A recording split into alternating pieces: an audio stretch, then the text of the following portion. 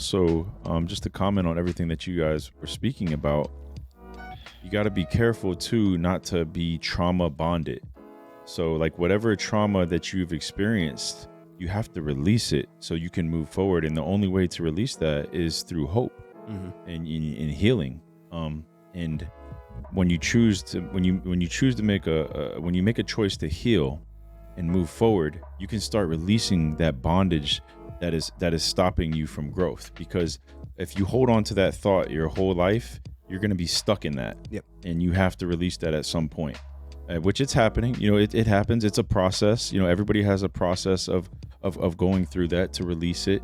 But if you don't release it, you'll be captive to that thought for the rest of your life. But so whenever you choose to do it, the sooner the better. Sure. So you can start moving forward, because what happens is, as that thought holds you captive, you could be missing out on the woman that was right in front of you, that if you would have just released that and started to heal from it, and you become healed, now you meet another healed woman, and now together you guys move and do great things, and it's just not stuck all on you anymore. So yeah, you have to make a choice to heal, and the first thing to do is to take that accountability and say, I need to heal. Maybe you need counseling. Maybe you need, I don't know, exactly. Maybe that's what we need to do. Like have a book on the steps toward healing from trauma.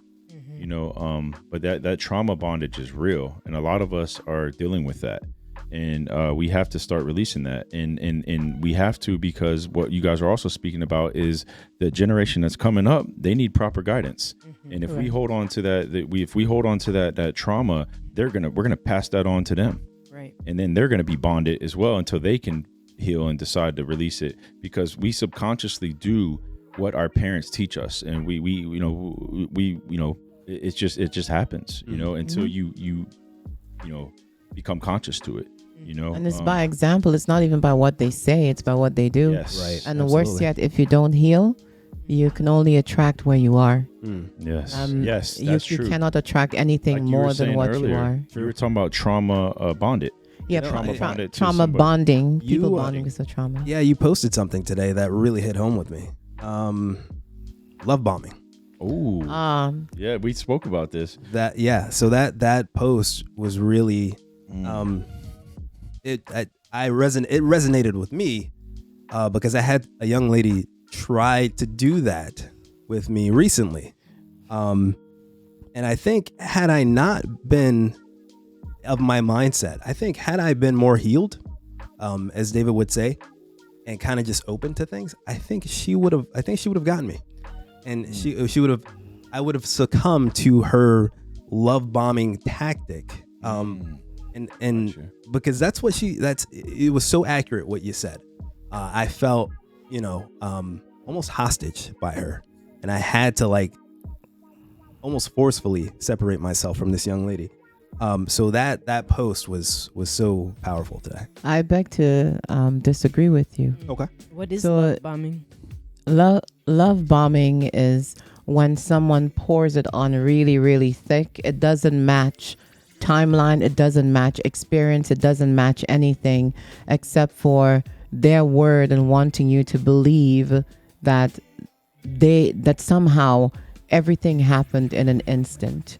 And the feeling is not mutual. That's the biggest part. The feeling is not mutual. But they will not let up. I beg to differ. I believe that your trauma may have had you a little bit more guarded. It does not mean that if you were healed, you would have fallen prey to it, because you would have been able to recognize it from a different viewpoint.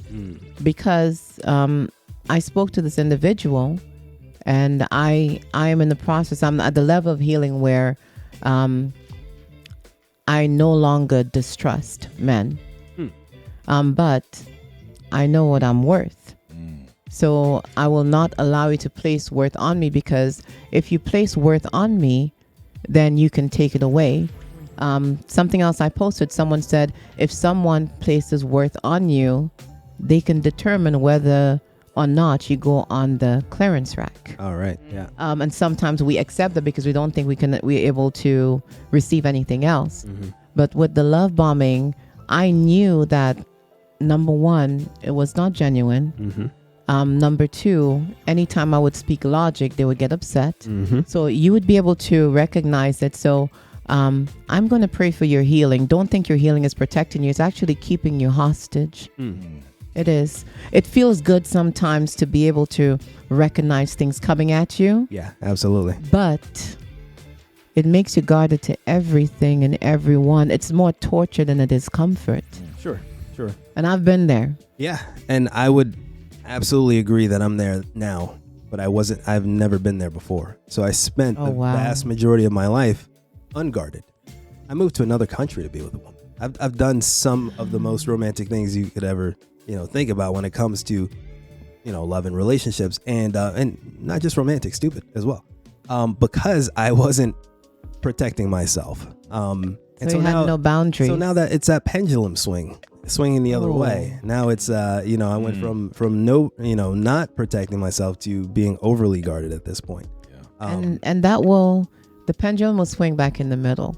But you have to be willing to let that pendulum swing.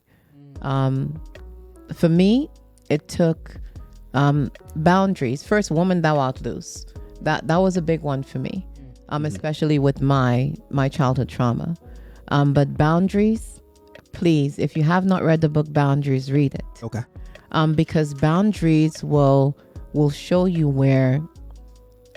when you're guarded, if you're actually guarding yourself or if you're locking yourself in. When you're open, if you're actually open or if you're doing it out of fear, out of pleasing, out of some other viewpoint. Sure. And that will help with your healing, but that doesn't mean you have to stay open, but that doesn't mean you have to be closed either. Boundaries, you can be either a drawbridge, it can be a gate, it can be a window, it can be a door with the chain on, or it could be, this is my gazebo, everybody come in. So you choose what level of boundaries you have with which people. Just because you have boundaries with one person, just because David has my number, that doesn't mean everybody's going to get my number. Right. David's character already spoke to why he has my number. And everybody else, they get the other number. And my IG page. And they're not on my Facebook. Right. Because I have my family. My boundary is, this is where my heart is. And I don't know you that well yet, so you cannot come in. We can talk on the balcony, but you're not allowed in the living room. We can talk in the living room, but you're not allowed in the kitchen. Sure. Yes. You're definitely not allowed in the backyard because you have to pass everything to get to the backyard. I love it. Wow. Yes, I like it too. I think it would be great if we as, men and women could learn these lessons earlier in life. Well, that's our job, is to get that to the youth as quick as possible. Sure. But the thing is, they have to be open to receive. And a lot of it, we've spoke about this before. What happened when we were younger, man? We're like, man, I wish I would have listened. Right. Because God did send people to speak to us at times, but we chose to ignore it because we were in our mindset. But yeah, I just want to point this out. Wisdom. Yes. This is what men need.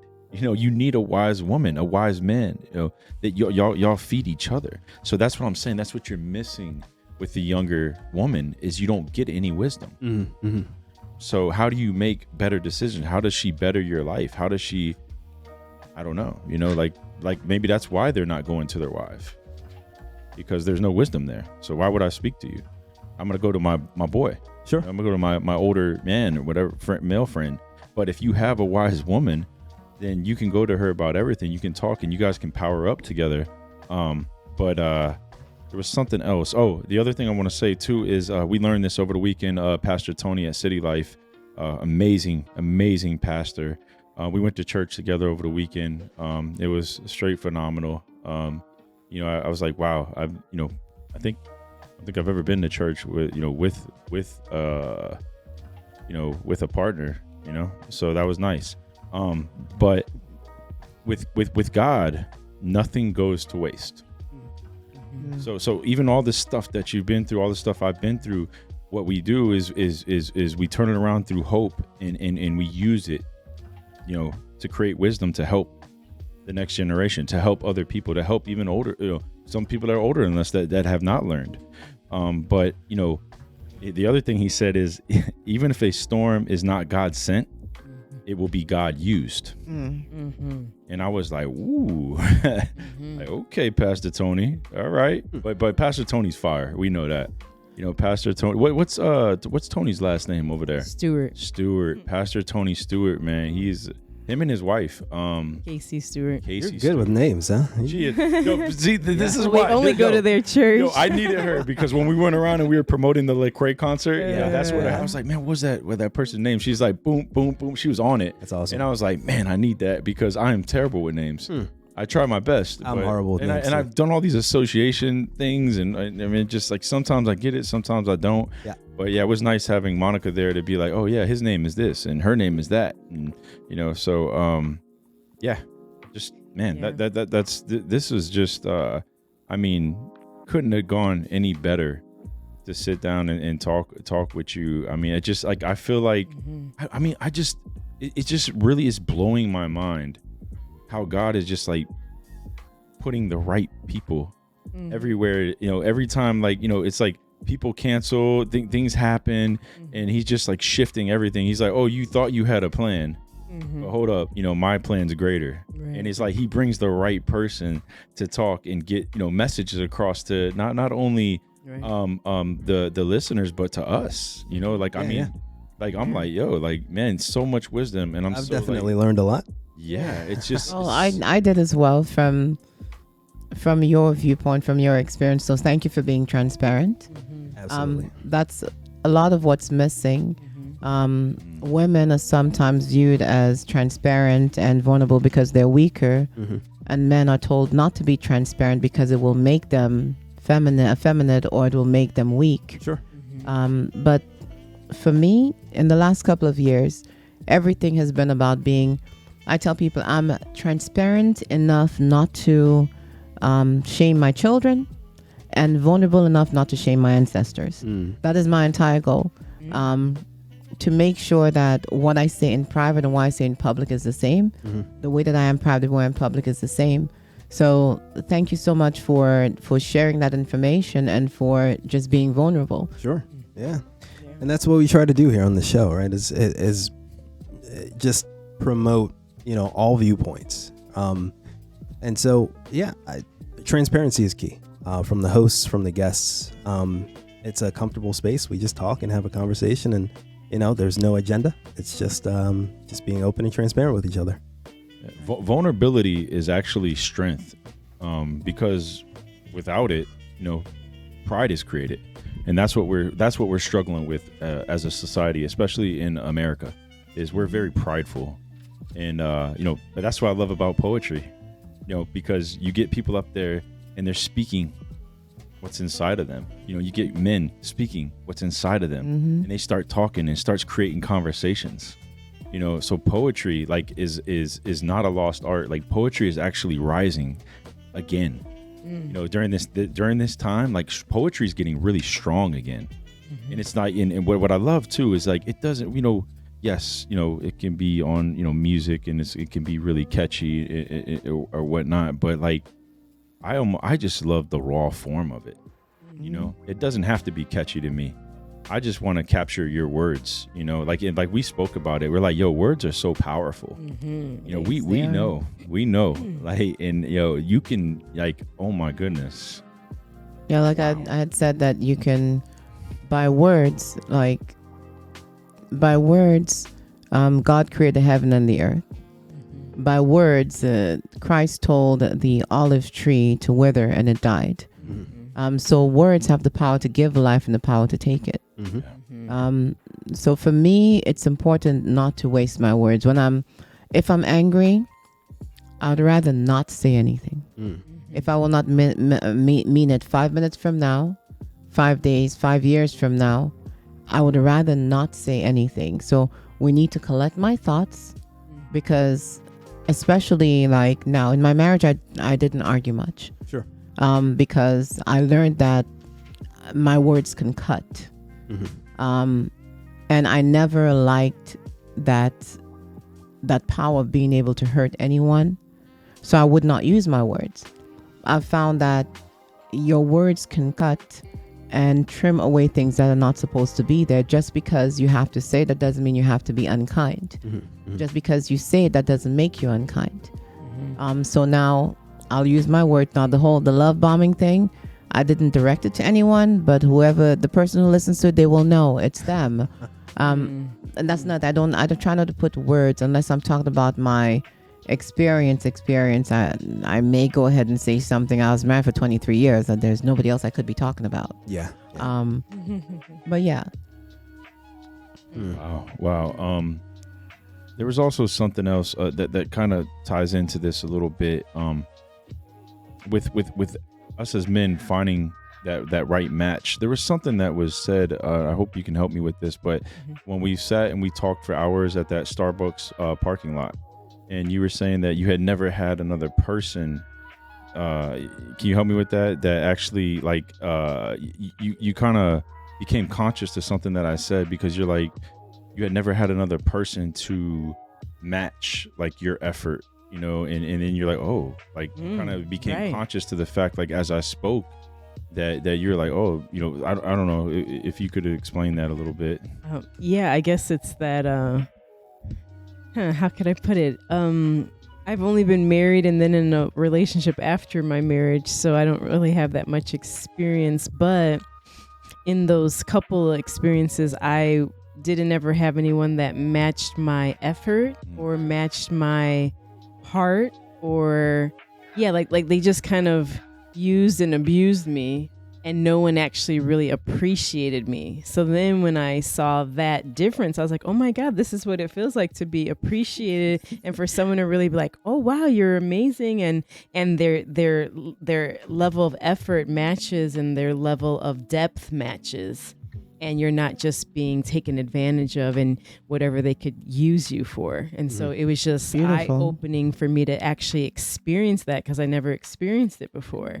I was like, oh, this is what that's like. This is great, Oh my, that's beautiful. She was also speaking to the other day, which I think is a really powerful message for a lot of men and women, is, the people will tell you to make a list about like your future husband or wife, and like a lot of people were telling her like certain things about like, because she has a list of like 150 things, and like it's very extreme. But a lot of people were telling her, you might have to, he might not be attractive, he might be this, he might be that, he might be, I don't know, so some examples there, but she was like, she's like, I knew, like, I just keep believing in God, and then like you don't have to settle. Right. I when I would meet a few men along the way, I would go through my list of 150 things, and I would be like, okay, he's got this one check, he doesn't have that one. I would just go through the list. But people have different views on that. Some people are like, oh, throw away your list. God's going to do whatever he wants to do. He has a plan, and just forget about that list. Throw it away, because that list is stopping you from meeting your person. That's a good point. But in my mind and my faith was that no, God is detailed, and God created everything. So he's a detailed God. Sure. And so he's not threatened if I give him all of my details, my 150 details. And these weren't just like physical attributes. These were character. These were things about like things that we would do together, and like take salsa dance class was one of them together, or how he would interact with my children. So it's like a whole bunch of I thought it through, because I was with my ex-husband for 21 years. And so I was like, okay, Monica, think about exactly what you want based on your experience of what you had and what you didn't have, what you want in a future spouse. So I would sit down, and first my list was like 60, which is still a lot. And then over the years I would add to it, and it got to 150. But anyway, but my point is that I believe that because God created me, he knows exactly what I want and what I need. And so there's nothing wrong with having a list and being specific and trusting that God is going to give you everything on that list. And there was a couple things that were like, negotiable, like, yeah, like just to be perfectly honest, skin color was negotiable, hair color was negotiable. Sure. But other than that, as far as character and different things, those were non-negotiables, or his relationship with God, or his prayer life, and those were non-negotiables. Amen. Or how he would love and respect me and respect other women, that's non-negotiable. Whether he's like, a cheater, non-negotiable. So anyway, but my point is that I believe that if I stuck to that, and I was like, okay, I believe God will give me everything on that list, and that I don't have to settle, and I don't have to throw away the list. And so what I came to find is that I got, all the stuff on that list. Yeah. And it's not just for a spouse. I did the same thing when I graduated college. I wanted a specific car. So I wrote my list. Oh, wow. It had to be a red Toyota Celica. It had to have a sunroof, and it had to have a CD player back in the 90s, and gray interior. So I was real detailed, exactly what I wanted to look like. And I was detailed where I was like, it has to only be $3,000 back in 95 or whatever. Okay. So anyway, so I was like, I'm believing God. I was like, this is exactly what I want. And I wouldn't settle for anything else, period. And then my mom was like, Monica, there's a blue Honda Accord for $3,000. Hondas are great cars. I was like, yeah, they're great cars, but that's not what I want. Right. I'm not going to just buy anything. I want that specific. And so exactly that's what happened. I found a dealership. They had that one red Toyota Celica. It had everything on my list, and it was exactly $3,000. And then my mom was just like, she was telling her friends on the phone, she's like, oh my God, Monica wrote this list, and that's exactly what she got. And I was like, yeah, see, because God, he says that he wants to bless us. It's his desire to bless us because he's a good father, but he wants to know what you want. You're not just like, oh God, give me a husband, give me a house. He's like, what kind of house? So then I have a list of what type of floors, how many bedrooms, what features, what type of cabinets. You have that list too? I have all these lists. Yeah. I'm real detailed. And so I'm expecting that I'm going to get a house that's exactly everything on that list. And so he's not afraid for us to challenge him with all of our many details. And that's for me, like, I love her faith, and I'm like really, really attracted to her spirit. And I know that that's a good thing because the spirit is forever, Amen. So I know I'm doing the right things here, but also, some interesting things like, God told her to leave Chicago, like right when I had a brain injury. Yeah. Like, and like she was told by several prophets, like, you need to leave like right now. Like, so the crazy thing is when I was like getting reconstructed, like, and plugging into God and like just going a different route, it's been a process to get to this point, but he had me under reconstruction, and he was getting her here to bring us together, I believe. And it's just interesting because what's the story where God used a donkey to speak to was it Balaam? Was it Balaam? No. Yeah, Balaam. Yeah. Well, Balaam's with donkey. us, he used a raccoon. He used a butterfly. Saw but that picture. yeah.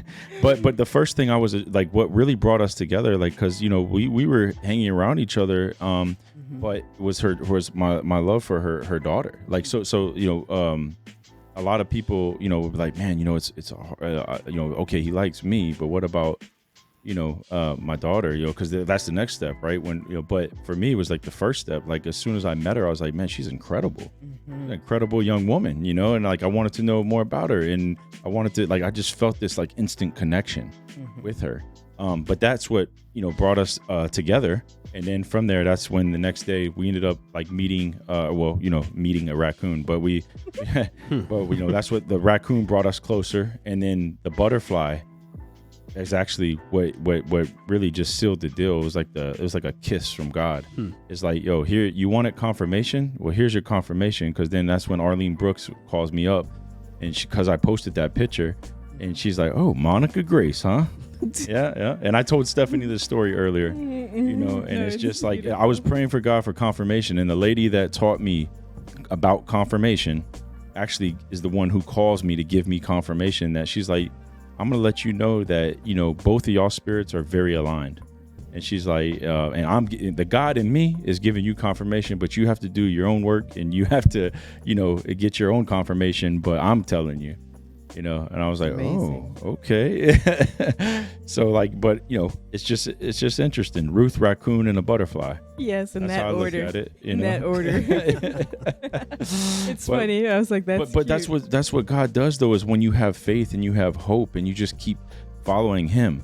Because I've just been following Him. I let my house go. I trusted Him with the retirement, with the postal service.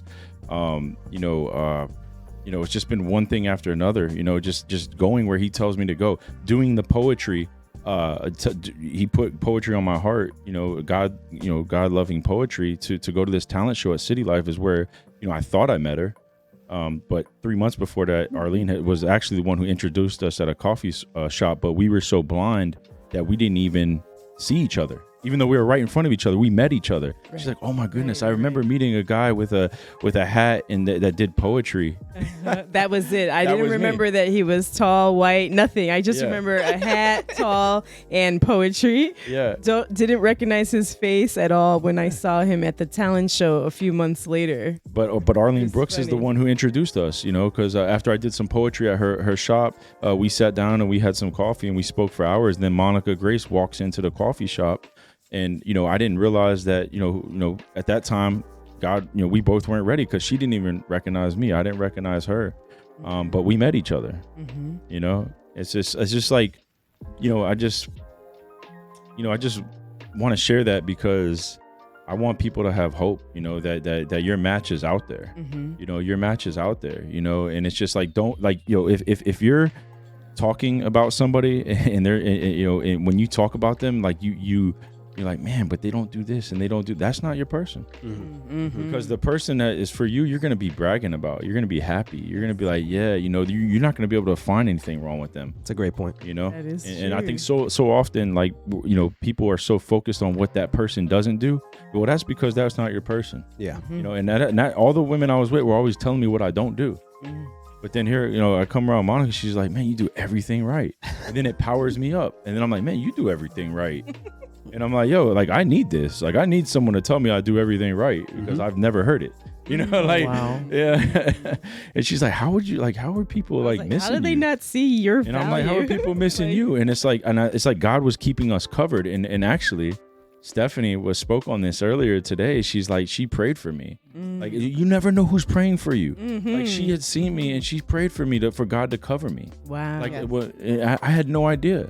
I prayed because every time we're in the same space, I would look at the reaction and the gravitational pull towards him. Right. And I would pray for him, like, "Okay, he's a young Christian, God. Just Lord, go ahead and come before they pull him back into the world. Just go ahead and cover him." So I prayed for David a couple of times. Thank you. That's I was hesitant too because I was like, David's kind of a woman magnet. So I was like, I don't really want a guy who's a woman magnet. And I always have to be concerned about. Excuse me, Vixen. I don't know what you're worried about. Yes, I have no clue what you're worried about. Like, I am completely straight. And you walked around. At first, I saw the earrings. I'm like, "Oh," I saw the collar. I'm like, "Oh, she's matching." She put a hand on the ring, matches the shirt. And I'm like, I commented the earrings. And I'm like, "Well, I should have just waited till he walked around the corner so I can come the entire outfit." But two women that appreciate fashion, you know what I'm saying? Like Stephanie, like, that's another thing I want to point out is Stephanie makes her own dresses. It's like, I mean, that, like, and her dresses are like always like so beautiful. Like every time I'm like, "Oh my goodness," but that's a Proverbs 31 woman. Right. Like, she is like Stephanie is like, man, prepped, and a high value man, like, valuable not in a money sense, but a valuable as in, a good heart, a loving heart, for God, and actually a motivated, driven man. A God value man, I would say. Yes, that understands God, her. I like that. God value man. Ooh, God and value man. like Ooh, the that's reason, good. like I believe, like just sharing our story and our experience, it's not to be like, oh, it's all about Monica and David, but it's just to give people hope that you don't have to do things the way the world teaches you. Like, Right. you know, it teaches you, oh, go on a dating app. And of course you could meet people that way, but Oh, no, it you don't tells want to meet people that way. No, but would I'm never saying, I use know a some dating people that did and I it know turned out people well, that but I'm did, just saying yeah. that in general, like God can do things in this supernatural way and he could lead you to your person, to your match. And so just to be hopeful that if he did that in our story, that he could do that for everyone else if they allow him to and they yield to that and they're patient and they're sensitive to the signs and, you know, all the little supernatural things. And I had like so many dreams and I had so many prophetic words over the past 7 years, and I'd write them all down and record them. So it's like I have this whole record of what God was saying and doing and how it finally led me up to this point. And so anyway, but I'm just saying like God can do that for everybody.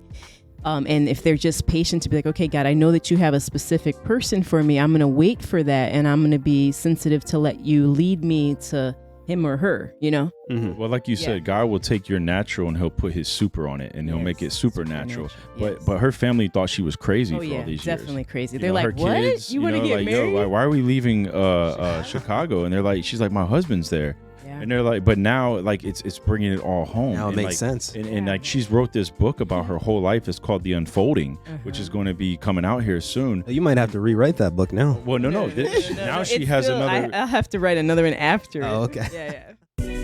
Hey guys, thanks for tuning in. You can catch all of our episodes on YouTube and Spotify at Better Gents Podcast, and follow us on Instagram, TikTok, and Twitter at Better Gents Pod. Thank you and take care.